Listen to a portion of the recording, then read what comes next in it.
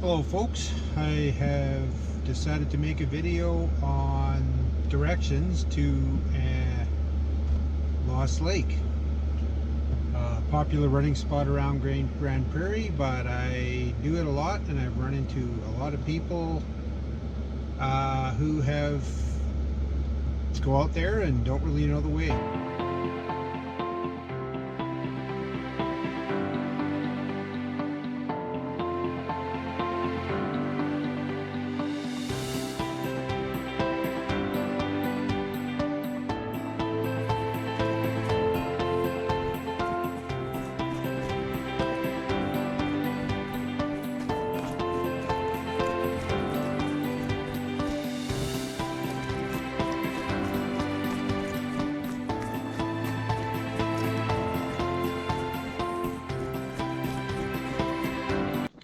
All right, here's our first intersection.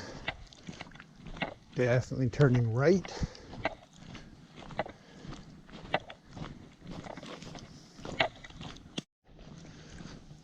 All right, here we are coming up to our first major intersection.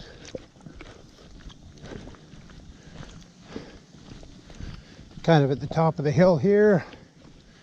So this direction points back to the truck. Slightly different route, follows a different ridge. The direction we'll be going is over here, down this hill. So yeah, basically you head down here.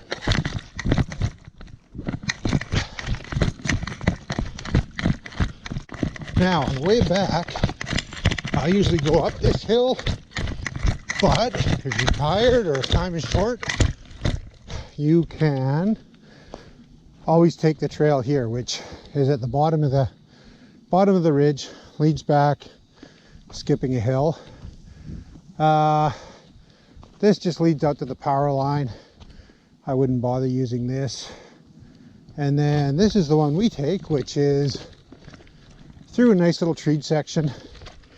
So if it's a hot day, it sure is nice to get this little bit of shade through here. Coming up to this horse crossing. So this is new, probably the last month. As you can see, leaving Evergreen Ridge Rec Area, so on to Crown Land. So yeah, bring water, dress in layers, bring a map, carry a phone. They might have mentioned bear spray, but they didn't. Bear spray is a pretty good idea. There are a few out here. So across we go. Pretty obvious now. Didn't used to be as easy. Can't really see the sign, but it's power pole 80 is where you're crossing at. Trail's pretty obvious right now, but in winter this can be a little harder to see. So yeah, basically cut here. You can run up the power line too if that's what you like to do, but I don't know, I prefer to stick in the trees, so I generally go this way. Somebody's done a lot of nice marking lately with the white triangles, so those are a pretty good guide as well. Yeah, so now they've got it marked to go here. I've never really gone down that way, so not really sure. I'll just stick to the route that I usually go for now. I think you can go that other direction and it kind of comes out to the same spot if you want to add a couple K to your run. And actually that's probably something I should do, because 10K is getting a little bit short for me now, and I should probably bump it to 12 or something.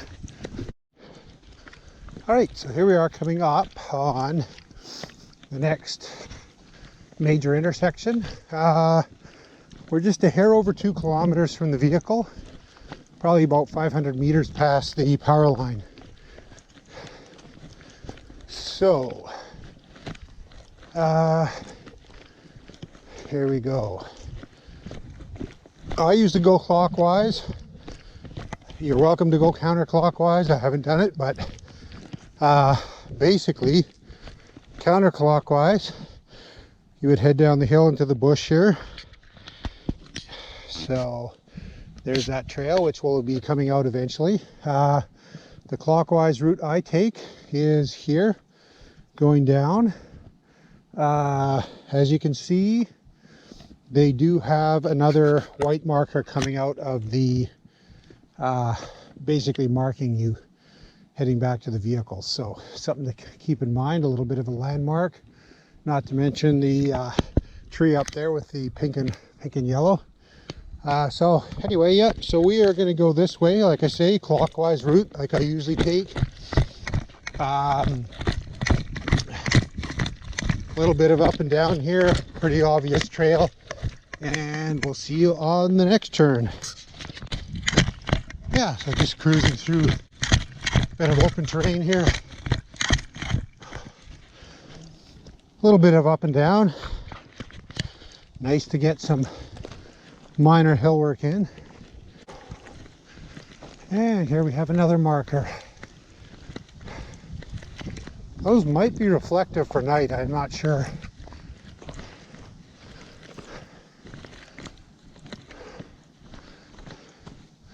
Oh no, they're just a piece of plastic. Nothing reflective there, so. There are some reflective dots though. As you can see, here's one. A few of these here and there, so I think those are reflective for night running. Of course, middle of summer, no need for night running, but it might be nice in the winter when it's getting dark at 4:30 in the afternoon. Coming up on a critical intersection here. And very easy to miss. So we got a double marker here. And another marker, a couple markers. Pretty well marked now. Someone in Happy Hoofers was kind enough to make a, I can't remember who it was, but they made a Lost Lake loop sign on their 3D printer. So we all have a bit of a guide. If you stick to the, if you don't take this turn, I think you end up back at the power line. But anyway, we'll take the turn. It's part of my regular run. So down a bit of a hill, which has a few reflective markers on the roots, which is kind of cool. So in case you don't want to lose your footing.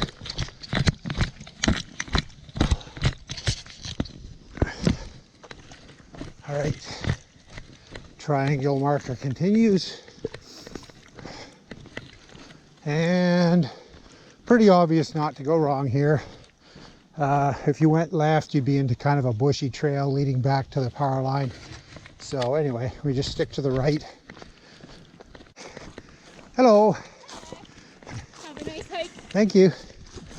And all right, of course we run into the odd biker as well from time to time here. A little evidence of some work that's been done here. Clearing out a tree. And into the forest. A little bit of shade, nice on a hot day. And down to the creek. A little scary through here in winter, but right now we just cross the board like nothing.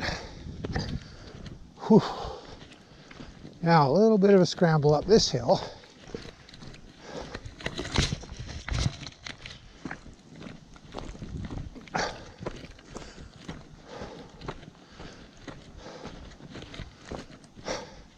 Got my trail shoes on, so there's not much to it. I imagine if regular runners on a wet day, that might be a challenge. Just hit the 4K mark. This is the only spot I've seen the mother with 3 cubs. No sign of her today. It's kind of unfortunate. It would have been nice to catch it on video, but I'm also just as happy not to be running into her too much. I think she's pretty acclimatized to humans though, so yeah, she's pretty mellow. But you never know. It's like spot in the winter here.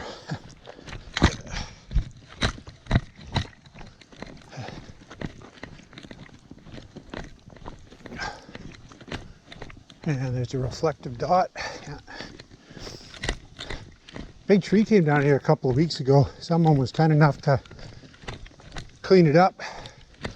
So the trail's back to normal. Had to kind of sneak through it for a few runs. Okay, coming up to an intersection I've never taken. Some women that I ran into one time said you could take this cut to bypass going around the lake. And I see there is a double white here, so I think they're indicating a choice maybe. So I've never been that way. I'm not sure. I think it's, like I say, I think it's a shortcut that bypasses going around this one lake here. So anyway, never been that way. No need to go there. Here we are, kilometer, I don't know, we're probably 5.5K so far. Guess I'll find out in a minute if my watch tells me. Coming up on Beaver Dam area. Thought I'd take a little video. Might even catch the beaver. I have some video of the beaver on my phone from a couple of weeks ago. I suppose I could edit it into here maybe, but maybe we'll see him this time. Seen him quite often, dragging branches around. Let's see here. Suspect a few mosquitoes are getting hatched here. No beaver today, I guess. So here we are at Lost Lake, basically. It'll be easier to see from up top. All right, we're at the top. Well, not the tippy top yet. But, oh.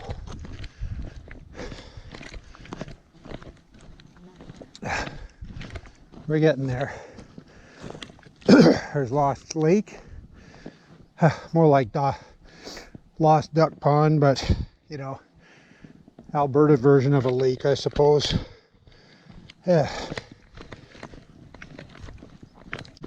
Coming up on the first picnic table. Nobody at the picnic table today.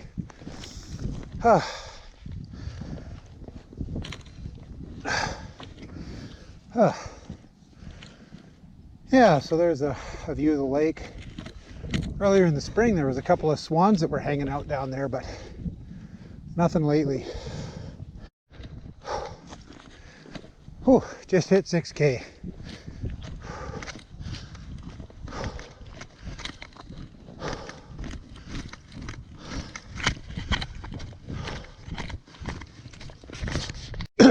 All right, well, here we are coming down to the spot where the nice people have made a bit of a bridge over the bog here.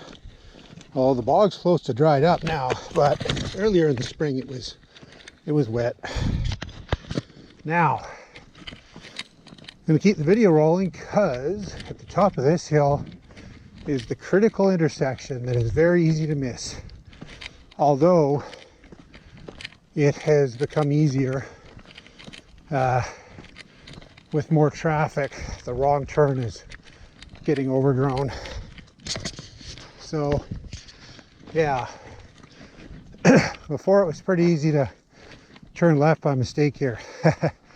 But like I said, it's getting overgrown and you want to stick to the right because that left turn will take you well out of your way. So in the winter I used to go left here, but now somebody has kindly built another bit of a bridge. So I kind of go right, and I'm going to come up on the bridge in a minute here. It's kind of nice because dodging over the water was a pain after it thawed out. So yeah, here's this bridge that somebody's most kindly made this year. Don't know if it's going to get decked or not, but it's definitely nice. So the route pretty obvious. Lots of traffic through here beating it down. A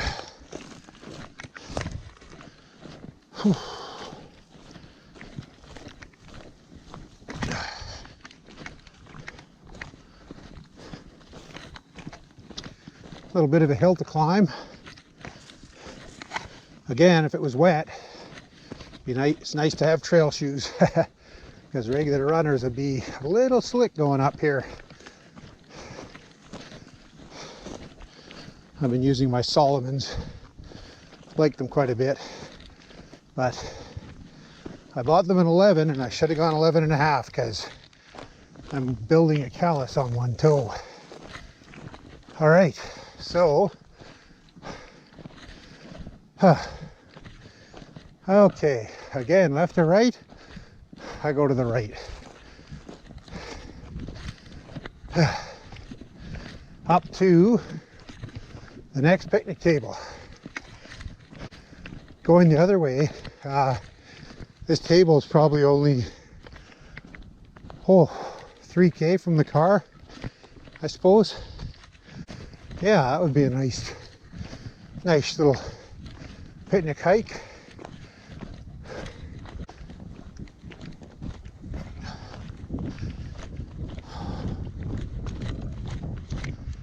All right, stay to the left here. Trail's pretty beat down now, so it's obvious. It was less obvious in the winter. All right, yeah, double marker again, indicating a split. Want to stay to the right here. I'm not sure where left heads to, but we'll stick to right down this hill, the main pass.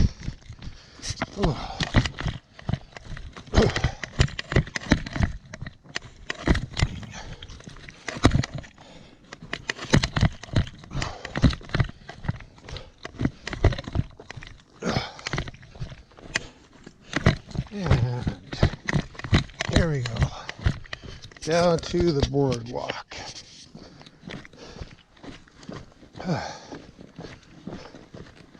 Didn't even realize there was a boardwalk here in the winter. It was just snow trail, and it emerged from the snow. All right, back to the intersection that we hit before. So if you recall, we went left and did a clockwise run. Now we're back on the single track, a couple kilometers from the car. All right, coming up on pole 80. A couple kilometers out, kilometer and a half from the car maybe. Oddly enough, I don't see that many people out here. You know, it's a beautiful day. I mean, it is a Monday. People are working, but even so, I often go the entire run without seeing a soul, which I find really strange given the low number of trails that there are around Grande Prairie to run. Even South Bear Creek, which is a little more popular, closer to town, but even that one I often run it without seeing anybody. So yeah, it's kind of crazy. People here just don't get out running, you know, the way they should. In BC, I would say a completely different story. These trails would be maybe not packed, but they would certainly be busy every day. So it's kind of a sad testament to the attitude around here of health towards health, you know. But well, you know, epidemic of obesity with young people, and young people's what we have here. Maybe I'll just show you the alternate. So on the way down, we came down this hill, but we'll take the alternate route back, just show you what it's like. It's a little easier. You skip that hill. If it's a wet day, it's a little buggier. All right, so this intersection, left kind of takes you out to the power line, of which it's used to be impassable because of water. I have no idea whether that might be dried up, but I don't like walking the power line all that much, so we'll take the right.